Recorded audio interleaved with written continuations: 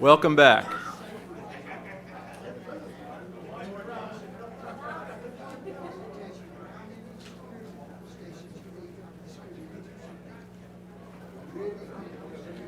Also, welcome to the folks who were in the overflow area in our Glennon conference facility. We were able to work things out where we called them up to the major leagues, and they're in the James Webb Auditorium now with us. One last thing, just a quick announcement. We're turning up the heat, and I'm not referring to our next presenter, Dennis Groth.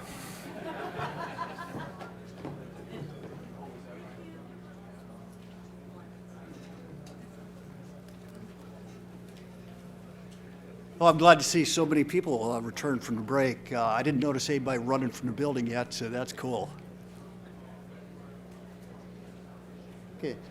For our customer relationship management program, we're all about enabling our headquarters employees to conduct their business effectively and efficiently through the use of NASA IT services. Key factors to this include knowing our customers, what they do, and understanding what they need. Establishing and maintaining good customer relationships is critical. This is accomplished through a well-defined customer service model, and communications, and tracking customer IT project needs and incidents. Operational support elements include customer consultation, outreach and communication, training service. These training services include formal classroom training, workshops, brown bags, and one-on-one desk side training. Tracking customer service satisfaction levels. It's not only critical to track, but it's also to evaluate the trends and look for opportunities to improve the services that we deliver. For facilitation, coordination, and reporting, it's participation in agency-wide working groups, ensuring seamless delivery of services across contracts, and onboarding. Onboarding is ensuring that on day one, our customers and contractor partners have the tools and access they need to be effective.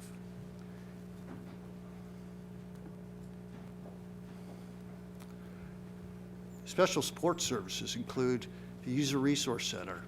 This is a facility for customer walk-ins, demos, and just general help, how-to type support. As you can imagine with headquarters, we have quite a few events that we support, whether it be Congressional Hill testimony, mall events, red teams, or HITSS industry days. Some of the services that we provide associated with that include recording the event for later broadcasting, or in fact streaming it live on the web. For service ordering, service requests, we currently use the headquarters IWIM system. This provides capability for our customers to initiate service requests and order services.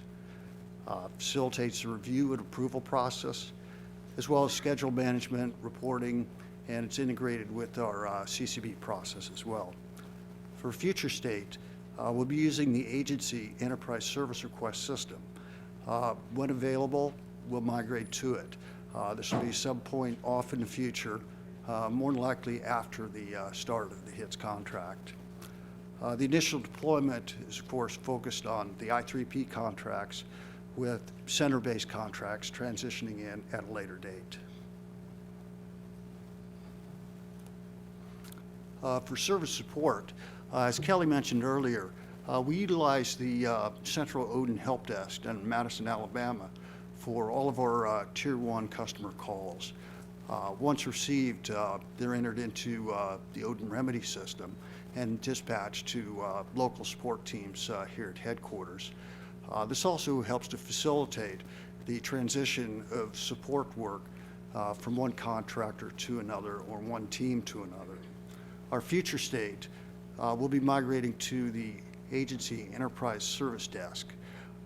They have a remedy system as well that we will utilize, and processes we anticipate will be very similar or the same.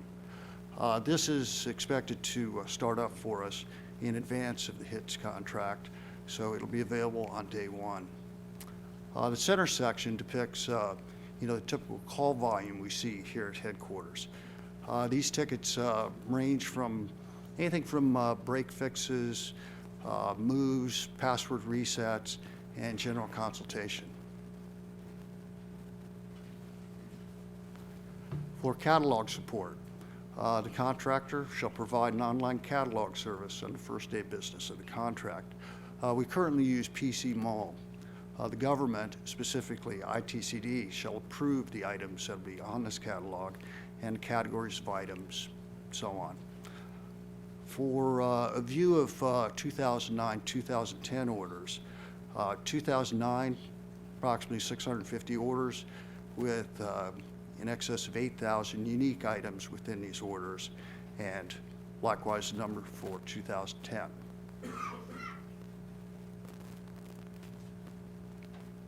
At this point, I'll like to turn it over to Mr. Andy Shane.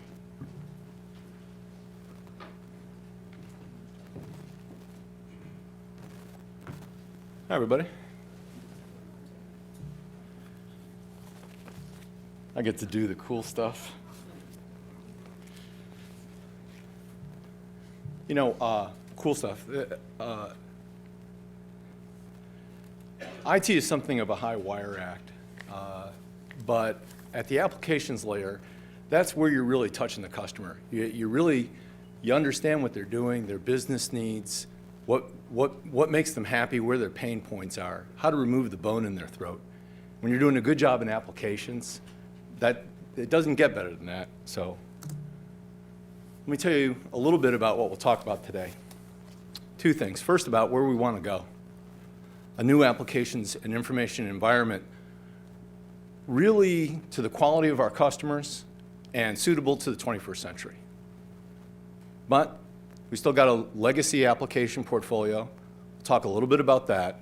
Talk a little bit about what we're going to look at in order to figure out how we get from where we are to where we want to go. Okay, fair? What do we want to do in the new day? Refine our portfolio and really try to understand how our customers' requirements mash up with where they need to go. We just heard yesterday exploration and SOMD merging. That's going to mean a big IT challenge for us, right? Let's get into it. So establishing a new framework. What we really want to do, now I'm going to go right from, as some of you know me, I've gone right from 100,000 feet to about 10, okay? What we really want to do is be able to nurture reuse, okay? That means, what are the sources of your data? Are they truly fully qualified data sources? What are the relationships of those data sources to each other and across other domains? Really want to be able to understand it. We want to be able to reuse the logic that we have in our applications.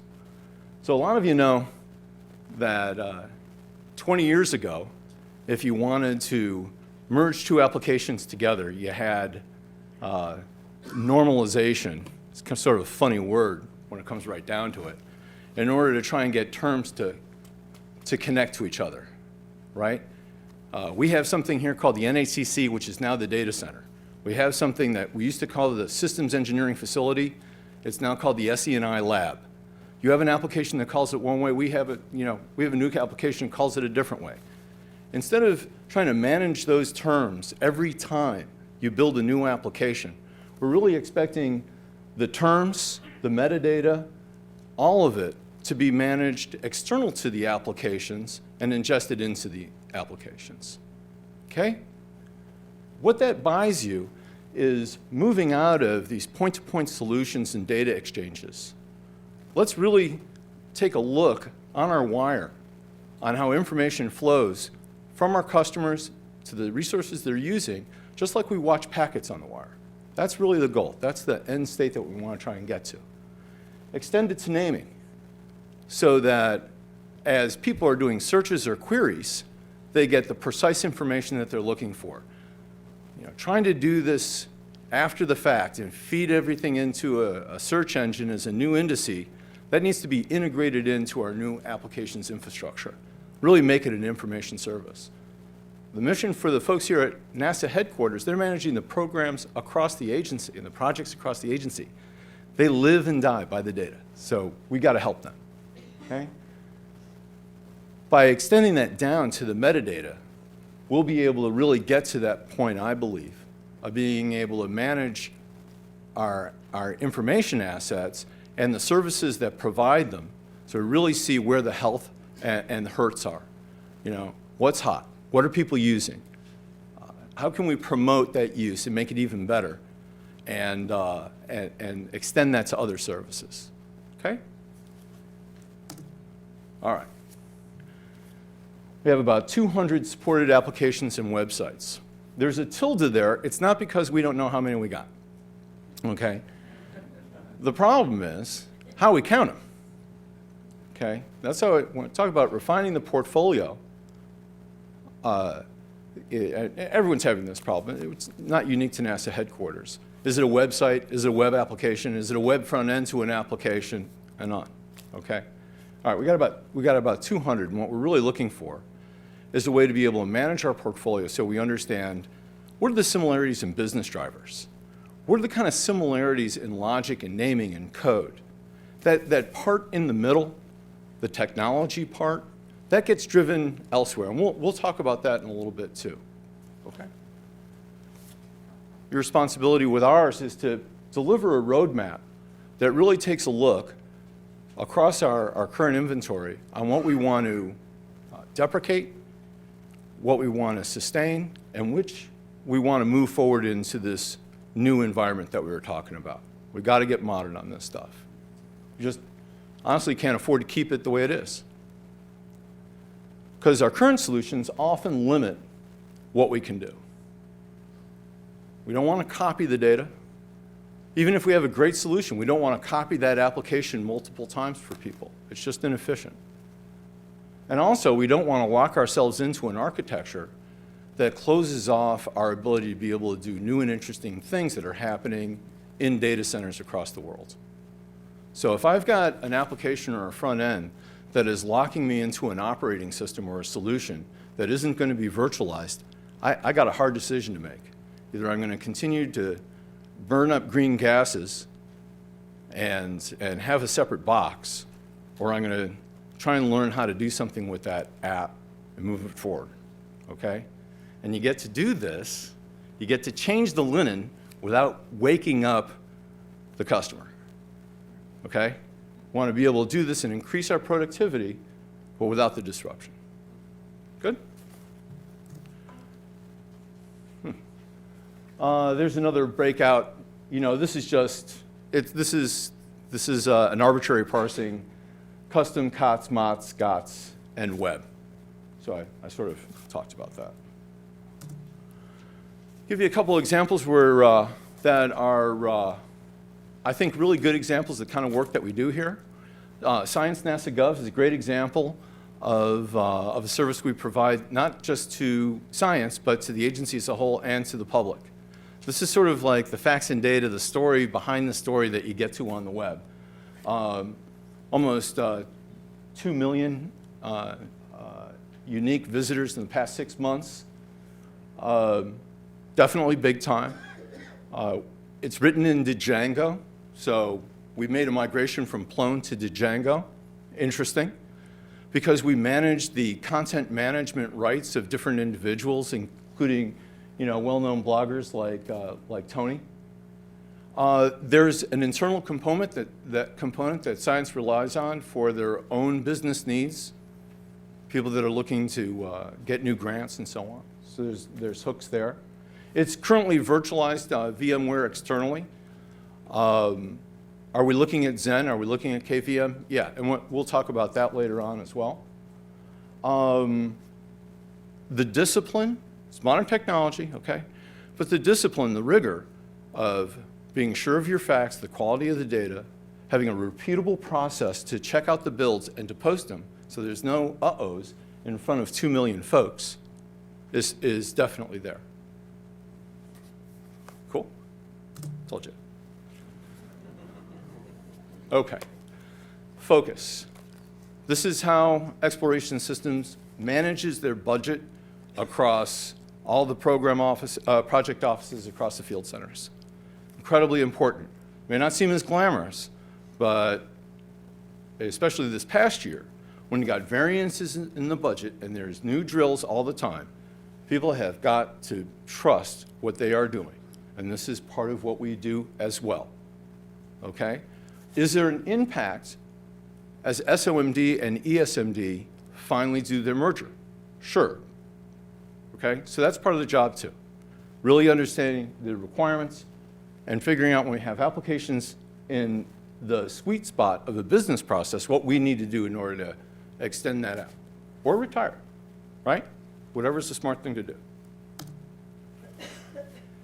HRMIS is a new app, recently deployed, kind of another sort of aggregation system. HR folks just here at headquarters use this to figure out, okay, how many job recs do I got out? How many of them have been answered? What was been approved? And the workload on their staff that's doing it. It looks like it's going to be pretty good. Okay, we're hopeful. All right. Could it extend to the agency? Yeah. Yeah, you bet, because they're in this building too. So that's one of the great advantages of being here, right? It's an elevator ride away from headquarters to agency, or in this case, just down the hall. Okay. A little bit of an example. We also do a lot of great multimedia support. 24/7 streaming of NASA TV. There are some encoders down in the basement that are part of HITSS responsibility. Major news events, press conferences, certainly with the commissions that have been set up over the past couple of years, we were there doing a lot of the multimedia outreach. Video photography, production, and editing. This isn't just in-house for our own stuff that goes out on the web or on YouTube. This is, other customers come to us and say, hey, we've got a little video editing to do for something that we want to do on our own website. That's a service. Website design, more than just 508 compliance, which is absolutely critical. But really, have you targeted your audience? You know, does this website have the content and that right combination between content and eye candy? Does it make sense for folks? Look at the trending. Look at the analysis. We've got some expertise there. Our customers come to us and say, hey, we're thinking about doing this. What do you guys think? Whether we build it or not, we have a consulting service. Okay? Good social network expertise. Do we want to start crowdsourcing risk analysis? Maybe, I don't know. Right now we're doing YouTube postings. We built the first Facebook instances for the agency and for headquarters that happened here in this shop. So good stuff. Some great interactive features. Some of these are available out on the net. HTML5. Watch that HTML5 and Flash. Watch the HTML5 space. A lot of interesting work going there. And of course, making it available on more than just your desktop, but going mobile. Good so far? How many? About that many. Web releases. Again, it's not, we know how many, it's just whether I want to count it as a web release or an app release. Maintenance.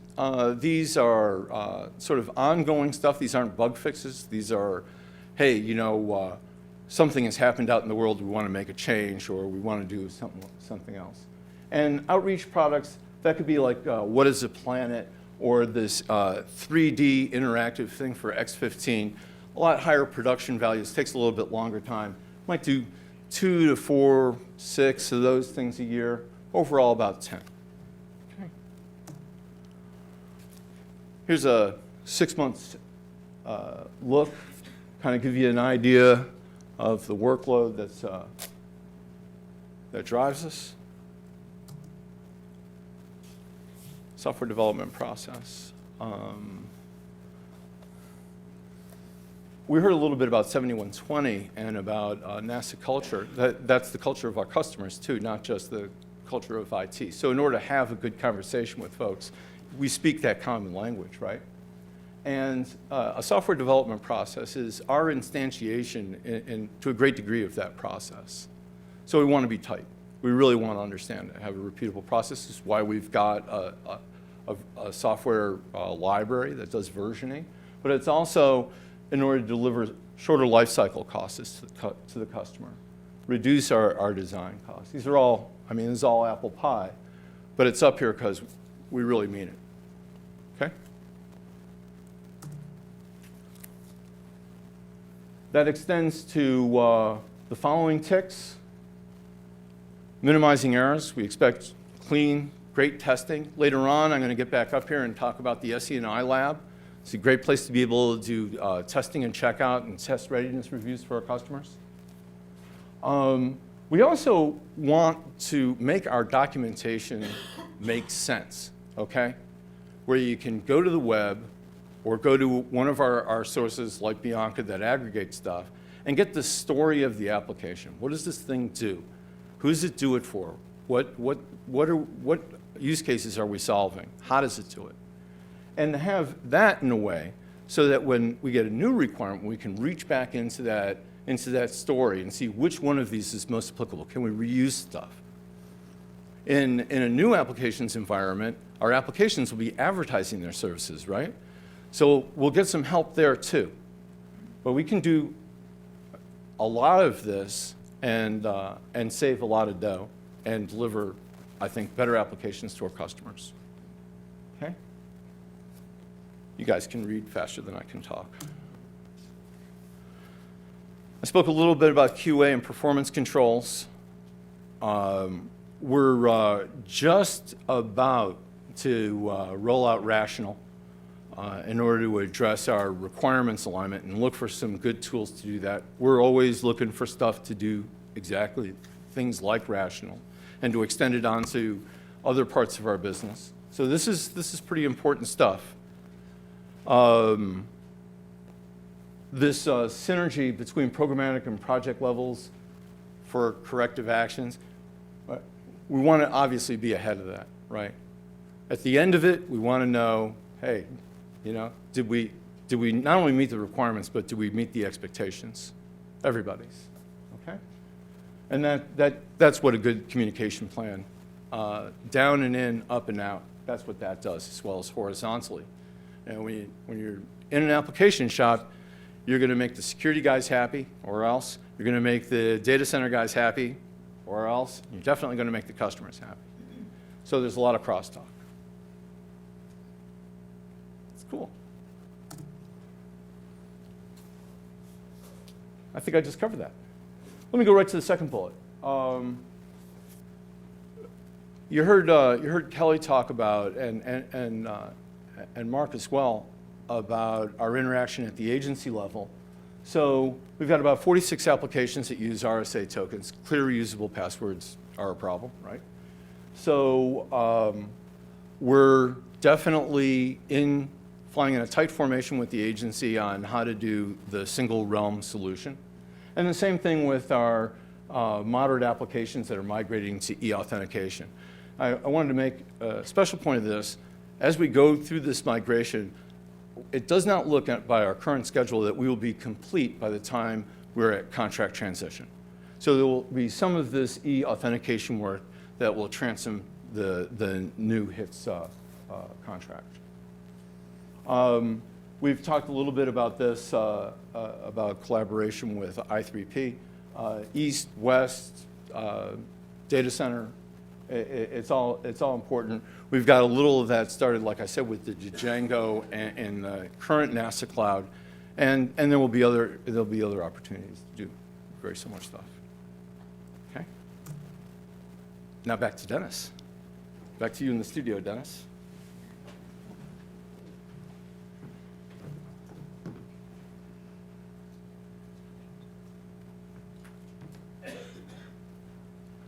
All right, thanks, Andy. Okay, our headquarters data center.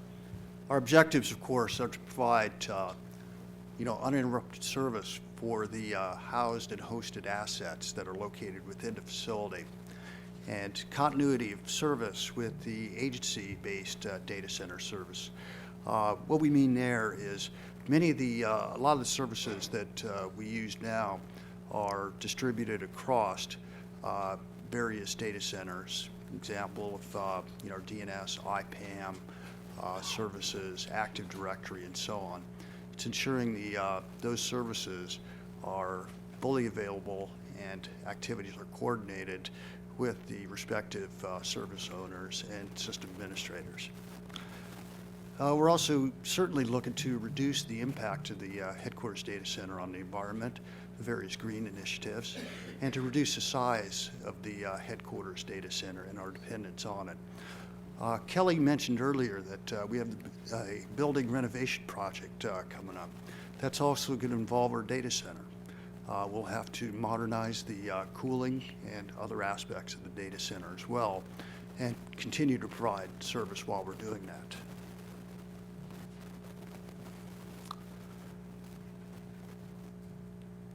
We have centralized management and oversight administration of all of our hosted assets within the data center. This includes the operation, maintenance, full service, enterprise storage, and subsystems that comprise the headquarters infrastructure. For system and patch management, we maintain all of our systems at approved patch levels. We have regular maintenance windows, monthly maintenance windows where this is accomplished. For our Windows systems, the patches are deployed monthly. For our Unix-based systems, we're on a quarterly cycle. The server operations team also has, or supports our application development team and other parts of other functionaries of contract. Support responsibilities are associated with the installation of new or modifications to headquarters applications and services. To accomplish this, we have schedules associated with that as well. Upgrades occur Tuesdays and Thursdays after 6 p.m.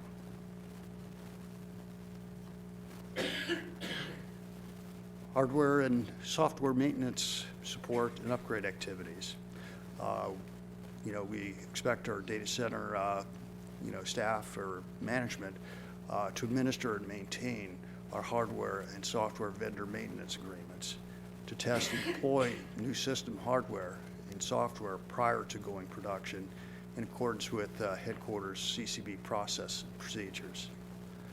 Of course, troubleshooting support for problem solving for headquarters customers, affecting system repairs, and supporting other parts of the contract for system service debugging. And another key part is related to the communications, communication to our customers when planned or unplanned service outages occur. We have a customer service outreach team that facilitates this with our customers, but the information provided to that team comes from operations.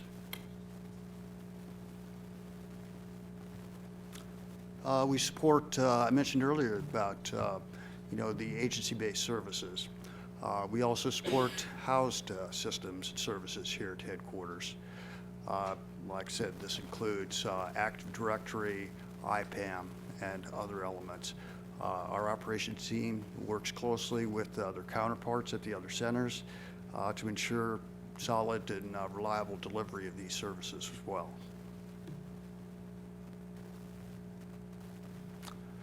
We are very heavy into knowing what's going on within our data center environment, within our systems, for purposes associated with capacity planning, and having the ability to detect and resolve situations before they become problems that would impact our customer base.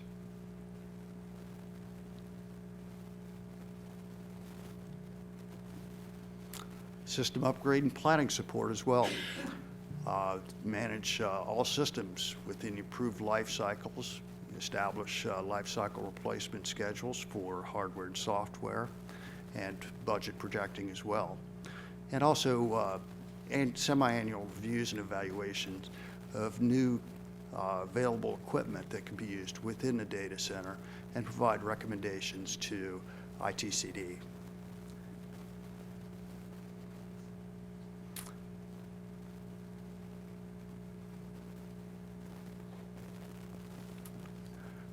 There's also the physical security aspect associated with our data center. It's certainly a controlled space where only people that have approved business are allowed in. We work closely with headquarters security to ensure the badge reader access is granted only to those that are approved by the ITC data center manager. Ensure compliance with policy and procedures.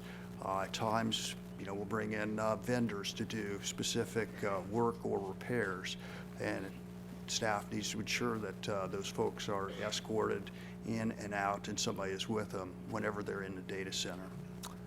Environmental control support. We have automated systems for monitoring the environment within our data center that include cooling, water detection, and so on. Although these systems are actually owned by headquarters facilities, we assist, and it's our data center, it's our assets, so we assist with it. We got a big dog in that fight.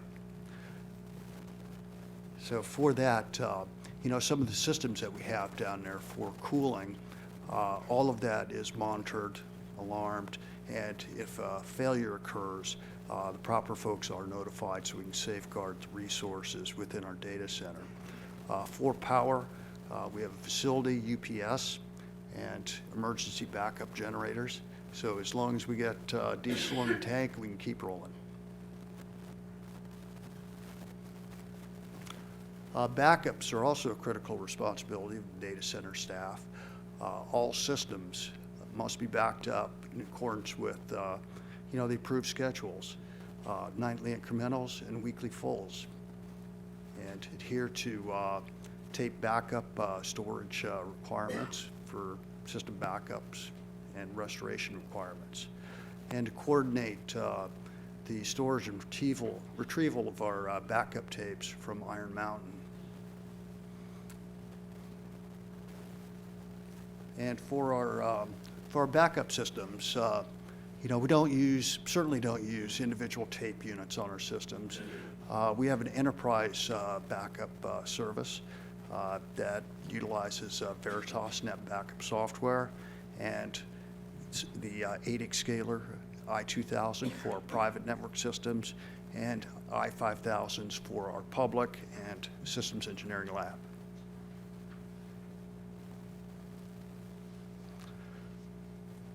Our operations group also provides operational support for IT security. This helps to maintain clear understanding of all internal network protocols that are used for internal to internal, internal to external communications, sources, and destination. Maintaining escalation call down lists for reporting of incidents,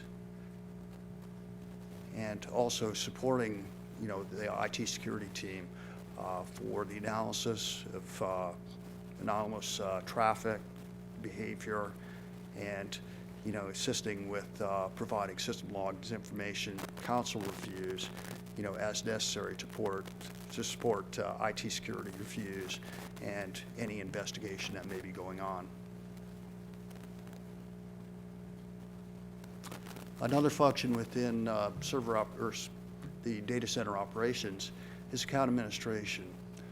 We use the agency NAM system, or the NASA account management service, for approval and issuing of all accounts related to our systems and services that we host here at headquarters.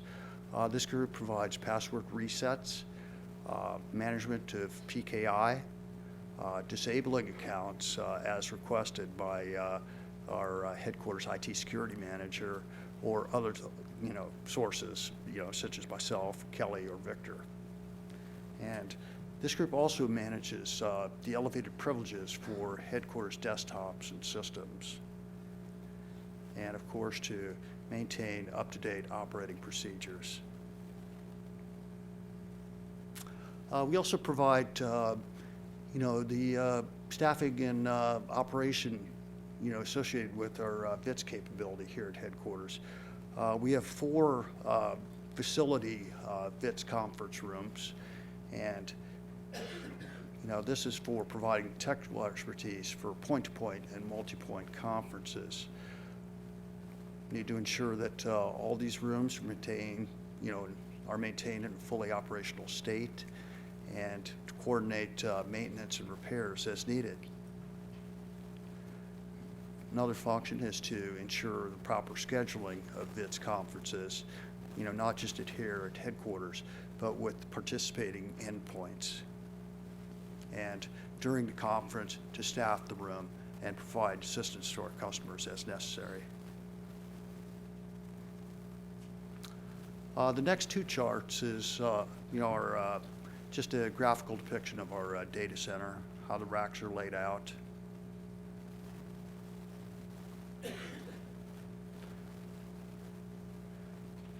For Windows and Mac servers, this is a makeup of the servers that we have in these categories.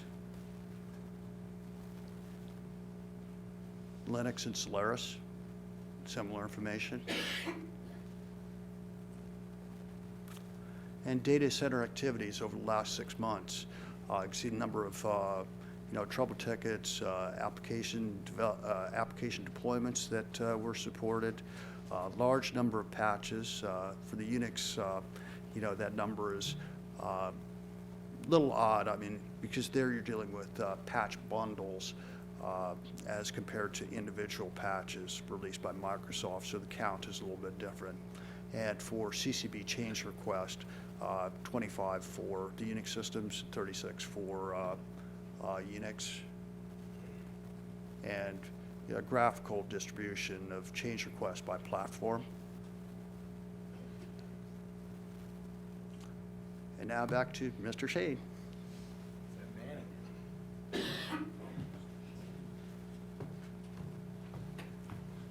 Okay, another cool area. Also, we're going to hit the century mark on the chart deck.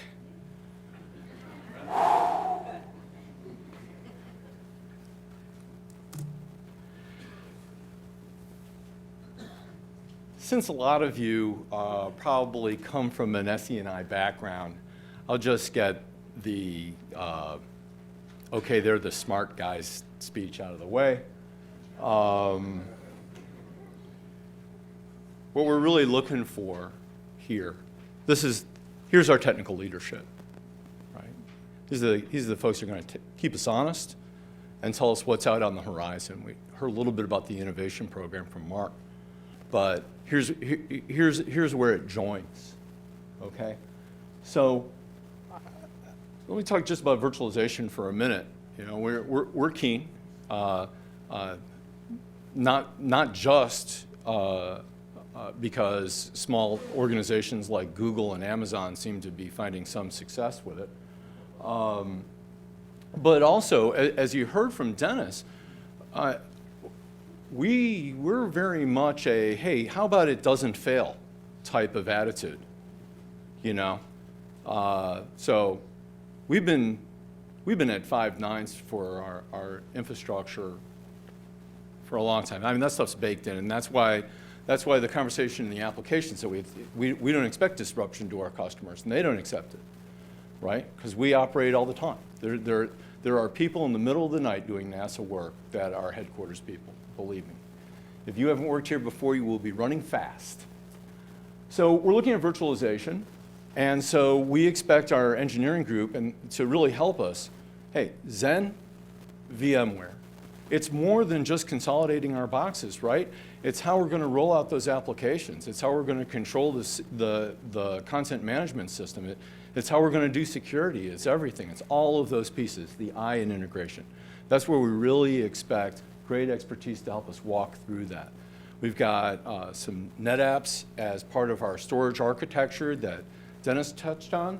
So fiber channel or NFS. So here's an opportunity. I heard one of our smart guys say just the other day, he goes, the great thing about this decision is whatever you pick, you'll be wrong 6 months from now. Okay, so let's hear about those trades. Where are we going to get the most benefit? Can we extend that architecture to the rest of our storage architecture? This is important stuff, okay? We expect the SE&I group really to be across the board, across all of the different departments, everybody's focus, to be able to use this as a resource, and our customers too, whether we're building something for them or they're evaluating something that's being built in the field. Okay? Forecasting and studies, the W3C, had the World Wide Web Consortium, everybody good?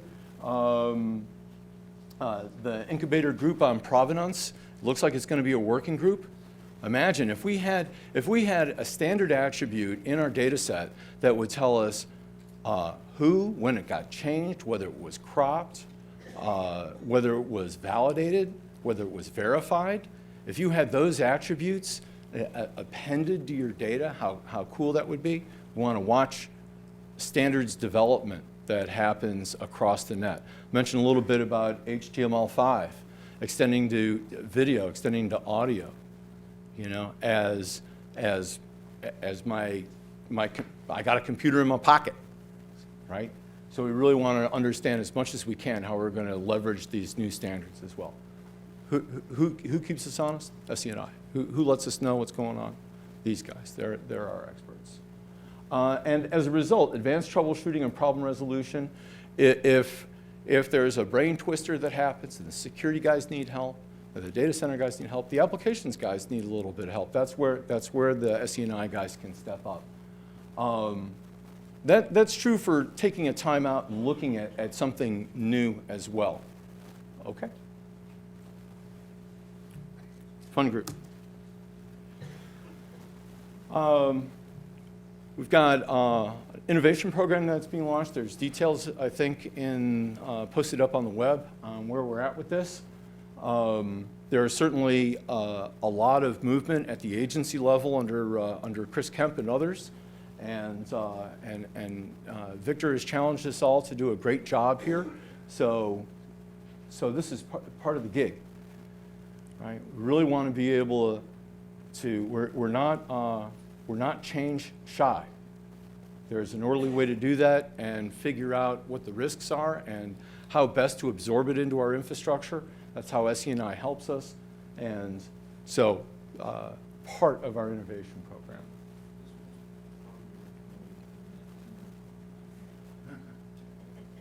Oh, indeed.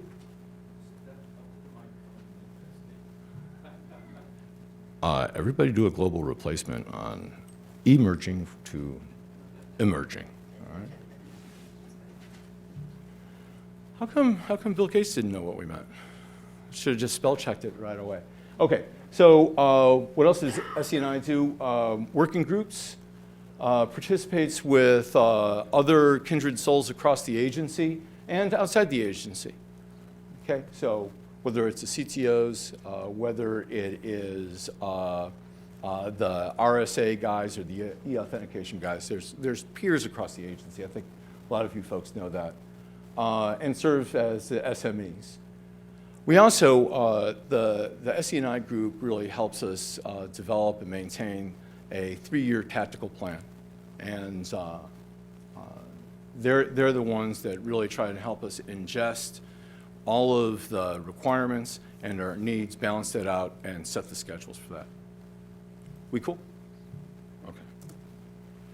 All right, I talked about the SE&I lab, formerly known as the CEF.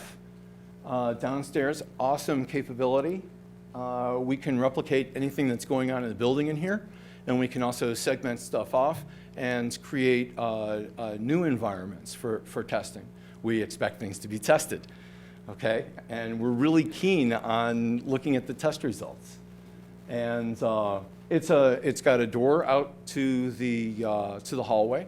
So you don't, if you get in the building, you can get into here, and we expect customers to be able to use this, and vendors come in and use it, and it's just a great place to go and test stuff out and learn about stuff.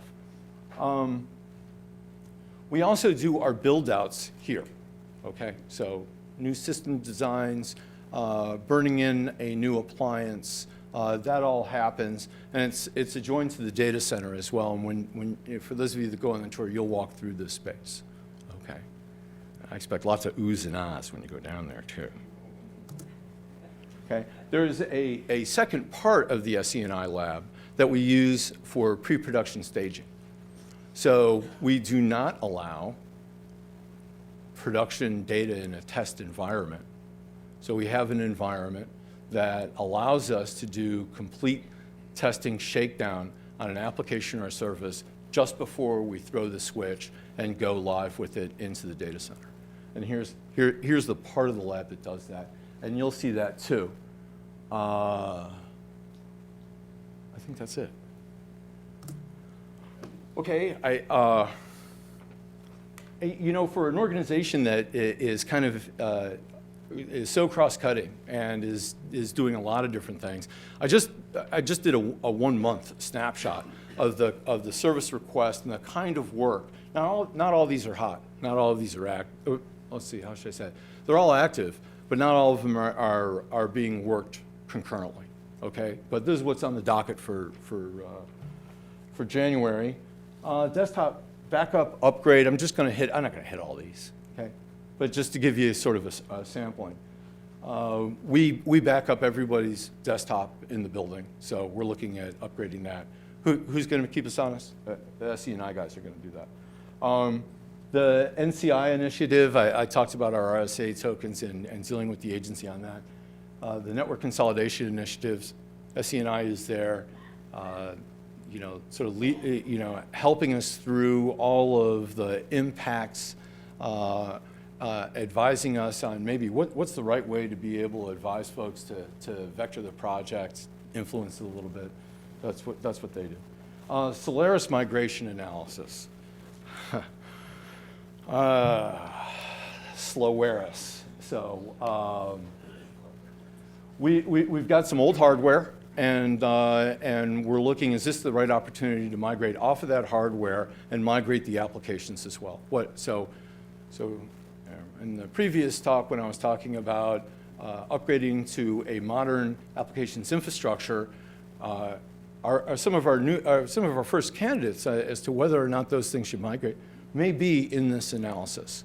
So just want to give you an idea of analysis like that. And you know, gizmology, there's a little gizmology in this stuff too, like e-whiteboards. Okay? All right, so that's SE&I. Thanks.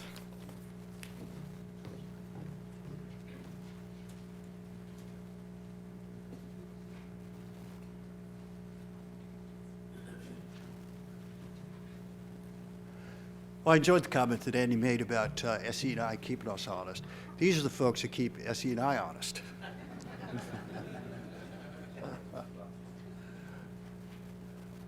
Okay, for IT security, you know, it's really about providing security services that enable, with keyword being enable, customer requirements.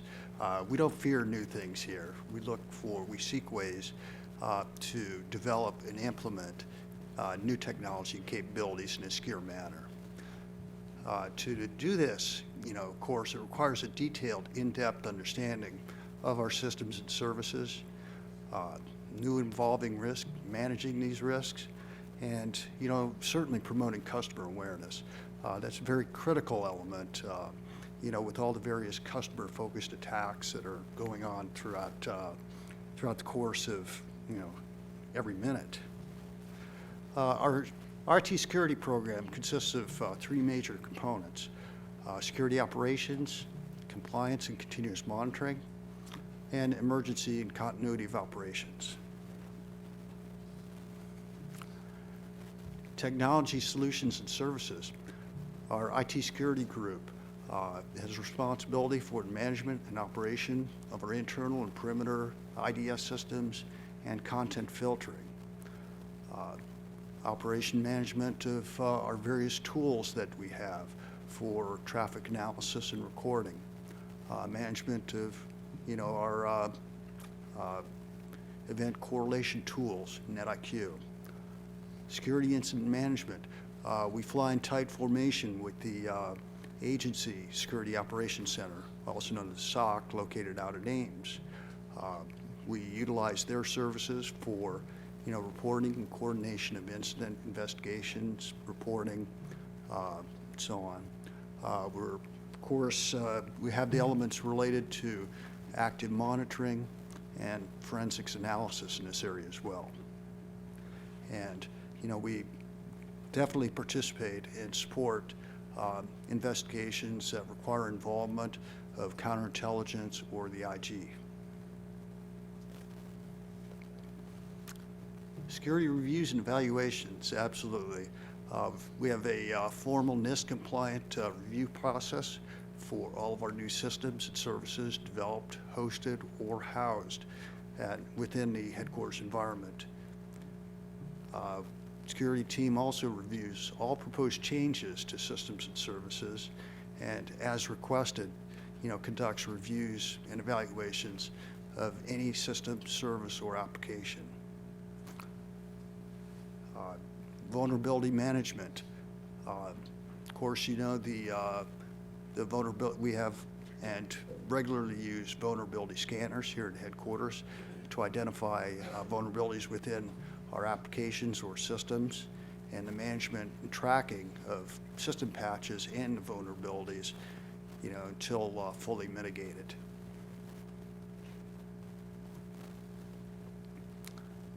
Training, absolutely. It's ensuring that all contractor personnel complete our agency IT security training annually. Ensuring that personnel with elevated privileges complete the additional training that's required associated with maintaining those privileges, and to provide training support and assistance to our customer community as needed. Example would be brown bag launches to assist our customers with securing home networks. A lot of our folks use laptops, and that becomes important because they take those laptops home, connect to local networks or on travel and hotels and other environments. Oh gosh, information collection and transfer. As you can imagine, with change in administration or change in direction of the agency or major programs, there's always that flood of FOIA requests that come in. Our IT security team supports basically the identification, just tagging, bagging, and shipping the data that's requested to fill the FOIA requests. We certainly use electronic, we use our forensics tools as part of this for the identification and, production data and turnover to the FOIA office and legal for review in a format that is easy for them to understand and correlate. HITSS contract is also responsible for our ComSec program here at headquarters, managing all aspects of the ComSec program, accounts, and systems, and providing direct support to our customers as requested. Relocations, rekeys, equipment repair, so on and so forth. Certification and accreditation. Our goal is to be continuously ready for a CNA. We did an initial one, many years back. We called it the Summer of CNA. It was quite an experience that we vowed never to repeat again. Our last one, it was barely a blip on the radar. It's maintaining our systems, documentation, and all aspects so that a 5-minute warning for a full CNA is not unrealistic to accomplish. It's also supporting, our external, our system owners with external systems here at headquarters for consultation and assistance in writing their security plans and documentations necessary to complete a CNA of their systems. In addition, we use the HITSS contractor for certification of our low systems here at headquarters, and also external systems as the certifying authority on a case-by-case basis. Compliance, audits, assessments, ensure that we comply with all IT, federal agency regulations, headquarters regulations, and assessment of systems to validate the compliance. Wouldn't be complete without policy review and analysis. As federal or agency policy changes, We assess the impact to headquarters operations and develop or provide comment and develop plans to ensure the implementation activities necessary to achieve compliance to changes. We conduct risk assessments for all headquarters systems and applications, recommend, track system risks, identified risks, present to the system owner so that proper financial resources can be applied to mitigate the risks or to eliminate them.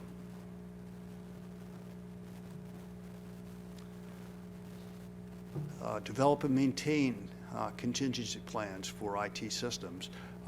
This is not only the development and maintenance of the contingency plan, it's also the annual training and annual testing of the plan to ensure that all involved personnel across all the departments understand what they need to do in the event of an actual contingency or emergency.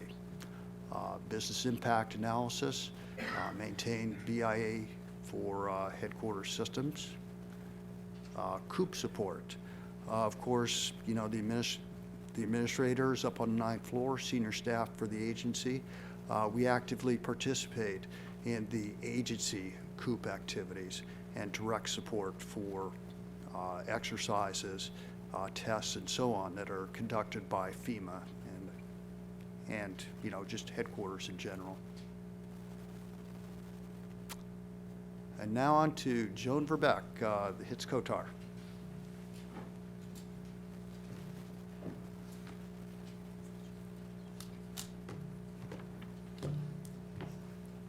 Good morning, everyone. I'm the Joan Verbeck, the COTAR for the HITSS contract. I'll be the last presenter for this morning, so I know I'm the only thing standing between you and lunch and the tour, so I'll try to be quick with this. I'm going to discuss the IDQ portion of the contract. The objective of the IDQ portion of the contract is to provide specialized IT services to the mission directorates and the mission support office customers. The details of the services and deliverables will be identified in each individual task order. The task orders will be either cost plus incentive fee or cost plus fixed fee that will be set up at time that the task order is put in place. All of the task orders obviously must be within scope of the core support. Currently, most of the task orders that are in place today do provide long-term support to our customers, and often the staff supporting those organizations are co-located within the customer organization. We do have some task orders that go for short duration, but overall the majority are long-term support. One thing that's important to point out is that all of the support that's provided under all of the task orders still have to follow all of the ITCD business processes and procedures that Dennis and Mark and Andy spoke about. So our service request process is strictly adhered to. The configuration control board process and software lifecycle methodology processes are followed. I do want to point out that we do expect that some of the work that's currently done under individual task orders, we expect some of that work to be rolled into core. And I also included here a link to the library. And I encourage you to go out there and look at this. All of our task orders are up on our bidders library. Wanted to give you just an overview of how many task orders we have and who they're supporting. We currently have 40 task orders that are considered non-core. 8 of these are supporting ITCD, which is Kelly's organization. Those are the ones, like I mentioned, that we do expect those to be rolled into core. We have 20 mission support task orders and 12 task orders that are directly supporting mission directorates. The breakout for the mission directorate task orders are, we have 4 for ESMD, 2 for SMD, and 3 for both SOMD and ARMD. The process for putting a task order in place is your typical process. The customer develops a statement of work, identify their requirements. It comes to me as the COTAR for review to make sure it's within scope. At that point, it goes to the contracting officer, who requests a task plan with costs and a basis of estimate from the contractor. It then goes back to the customer and to myself to review the contractor's proposal. Depending on whether we concur or non-concur. If we non-concur, we repeat the cycle. If we concur, then the contracting officer modifies the contract. Okay, on this, what I'm going to talk about now is the representative task orders that are included in the RFP. Most of you are probably aware of what an RTO is, but let me just explain it just in case. All of our RTOs are, I guess, hypothetical in nature. They do represent real work that would be done. So you know, they do explain the kind of work we want done. But in this particular case, the government is not expecting to actually issue a task order for these 3 RTOs. The purpose of the RTO is that we want you to demonstrate to us in part of your proposal your technical approach and your staffing and your resources. And then in turn, the government plans to use that as part of our evaluation process. So we have 3 RTOs in the RFP. One is to build a library, another is to do data mapping analysis, and then the third is to do some project management. So I'm going to talk a little bit about each RTO.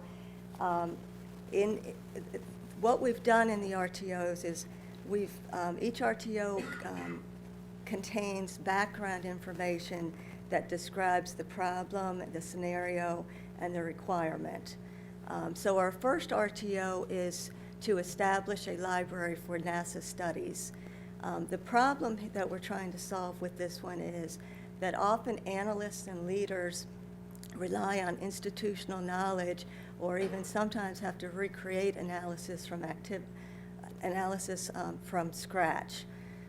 In this particular RTO, the scenario is that a former headquarters organization led several dozen studies, and those studies resulted in many recommendations and options, and some of these recommendations were accepted and some were not.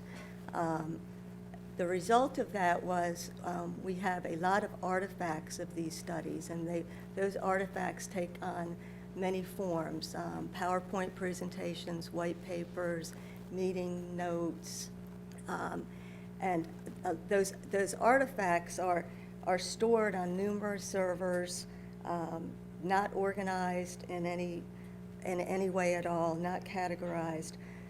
So without a system that lets people retrieve the results from prior analysis, often the analyst has to start from scratch.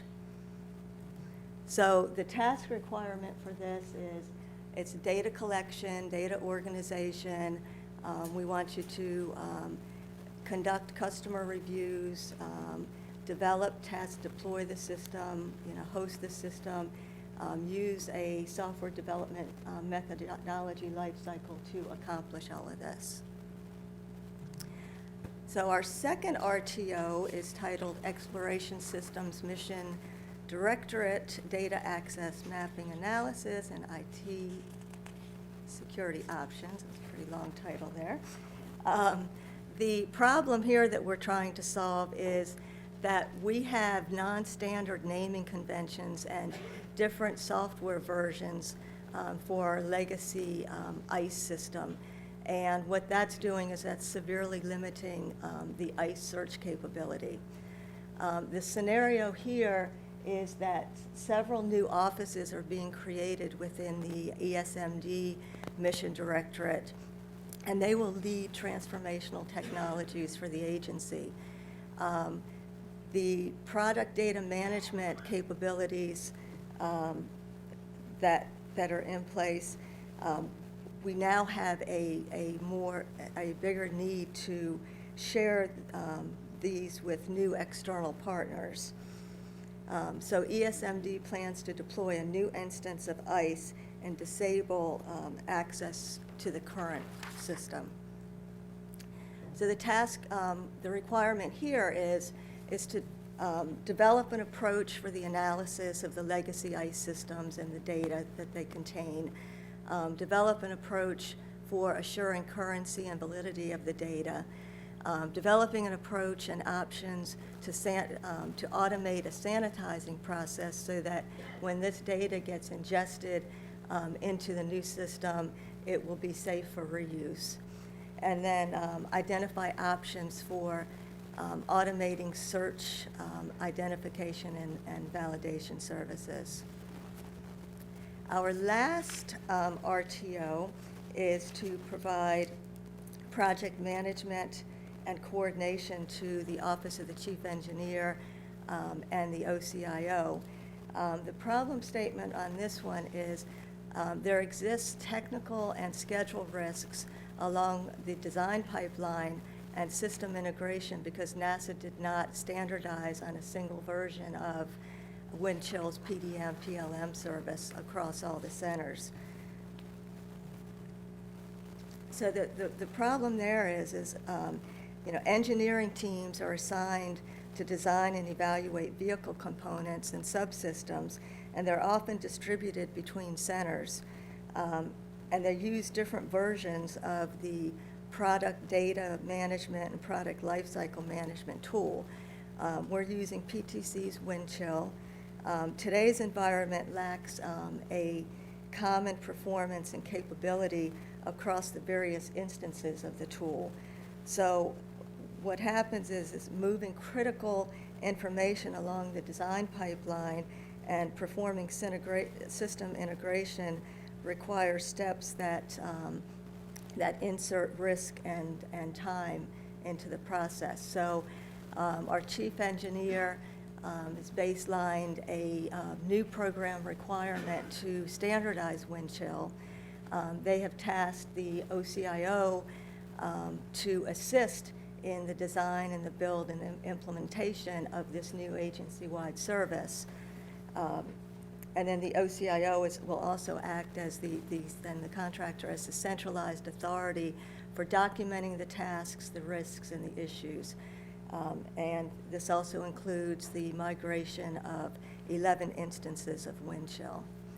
So the requirements that we're seeking here is technical consultation, help with planning and execution of this activity, capturing requirements, which includes use cases, providing assistance in standardizing the vocabularies, the interfaces, the accesses across all the nodes, and then integrating assistance with doing integrated master schedule. We also expect the contractor to develop and conduct training, and that training would be in the form of workshops. So this actually concludes the technical overview of the PWS.